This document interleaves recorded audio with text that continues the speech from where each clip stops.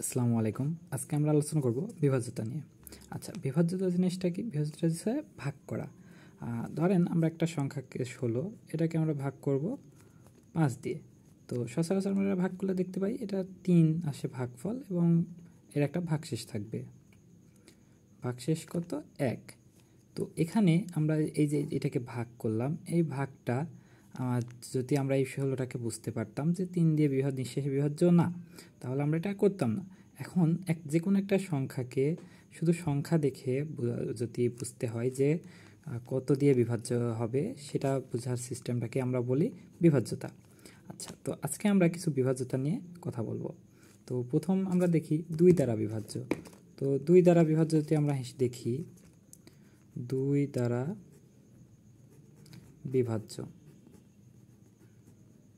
বিভাজ্যতা। আচ্ছা, 2 দ্বারা বিভাজ্যতা দেখি। তো 2 দ্বারা বিভাজ্যতার প্রথম 2 হচ্ছে একটা সবচেয়ে আমাদের ছোট মৌলিক সংখ্যা এবং একমাত্র জোড় মৌলিক সংখ্যা। এখন 2 দ্বারা বিভাজ্য প্রথম নিয়ম হচ্ছে সংখ্যাটাকে জোড় হইতে হবে। যে কোনো একটা সংখ্যা যদি জোড় সংখ্যা হয় তাহলে সেই সংখ্যাটা 2 দ্বারা বিভাজ্য হবে। এটা হচ্ছে সবচেয়ে সিম্পল সিস্টেম। আর আমরা যদি এটাকেই আমরা কথায় লিখি তাহলে আমরা কিছুটা এমন পাই যে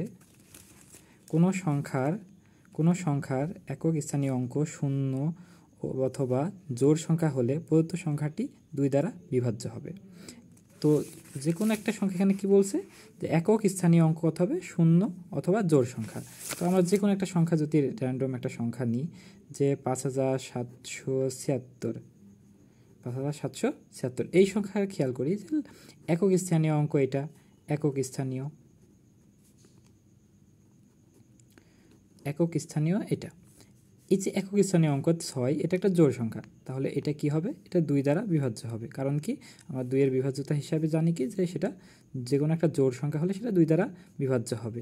আবার এখানে যদি এমন থাকে যে 5770, তাও এটা 2 দ্বারা বিভাজ্য। কারণ কি? এটার একক স্থানীয় অঙ্ক কত আছে? 0। তো আমরা তাহলে এটা বুঝতে পারলাম কি যে কোনো একটা সংখ্যা যদি জোড় হয় তাহলে সেই সংখ্যাটা 2 দ্বারা বিভাজ্য হবে। ঠিক আছে, আমরা নেক্সট দেখি। নেক্সট আমরা যদি হিসাব করি 4 দ্বারা বিভাজ্য। 4 একটা জোড় সংখ্যা। তো আমরা হয়তো বলবো যে 4 দ্বারা বিভাজ্য, তাহলে কি হবে? জোড়ের 2 এর মতোই হবে, যে 2 দ্বারা বিভাজ্য কি হয়েছে? সর্বকস্ত জোড় এবং 0 থাকলে জোড় এই হয়েছে, সেটা 2 দ্বারা বিভাজ্য। কিন্তু 4-এর ক্ষেত্রে হবে না। 4-এর ক্ষেত্রে যে বিভাজ্যতার নিয়মটা আমরা কি দেখি, যে কোনো সংখ্যার একক ও দশক, এখানে খেয়াল করতে হবে ভালো করে, একক ও দশক স্থানের অঙ্ক দুটি দ্বারা গঠিত সংখ্যা। এখানে আরও একটা জিনিস খেয়াল হবে, অঙ্ক দুটি দ্বারা গঠিত। এখানে স্টুডেন্ট একটা ভুল করে, সেটা হচ্ছে এখানে যে লেখা আছে অঙ্ক দুটি দ্বারা গঠিত, এই কথাটা না খেয়াল করে সেই অঙ্ক দুটা শুধু হিসাব করে। অঙ্ক দ্বারা গঠিত সংখ্যা যদি 4 দ্বারা বিভাজ্য হয় তাহলে সংখ্যাটি কি হবে? 4 দ্বারা বিভাজ্য হবে। তাহলে আমরা একটা সংখ্যা যদি এই সংখ্যাটাই আমরা নিই, 5776, এই সংখ্যাটা নিই, তাহলে এর শেষ একক অঙ্ক 6 এবং দশক অঙ্ক কত? 7। এই দুইটা নিয়ে আমার সংখ্যা গঠন হয়েছে কত? 76। আচ্ছা, 76 কি 4 দ্বারা বিভাজ্য হয় নাকি আমরা একটু দেখি 4 দ্বারা বিভাজ্য হয় কিনা।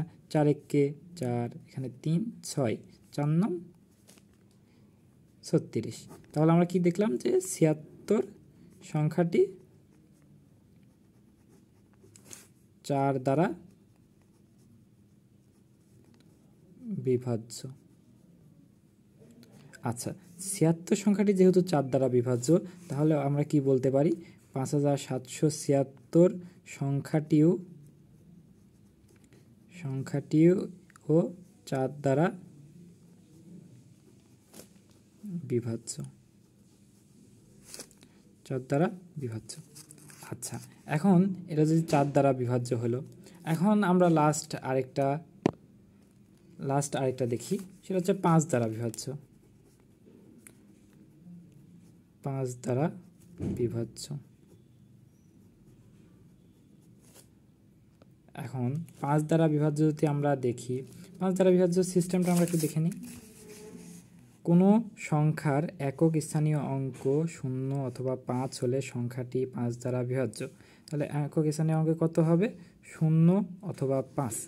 তাহলে একক স্থানীয় অঙ্কে আমার 0 এবং 5 যদি হয় তাহলে সংখ্যাটা কত হবে? 5 দ্বারা বিভাজ্য হবে। তাহলে একটা সংখ্যা আমার যদি এই যে 5770 আছে, 5770, এই সংখ্যাটার একক স্থানীয় অঙ্ক কত আছে? 0। একক স্থানীয় অঙ্ক 0 থাকার ফলে কি হবে? এই সংখ্যাটা 5 দ্বারা বিভাজ্য। তো 5 দ্বারা বিভাজ্য হিসাবটা একদম সিম্পল। একক অঙ্কে 0 অথবা 5 থাকবে। ওকে, আশা করি ক্লিয়ার।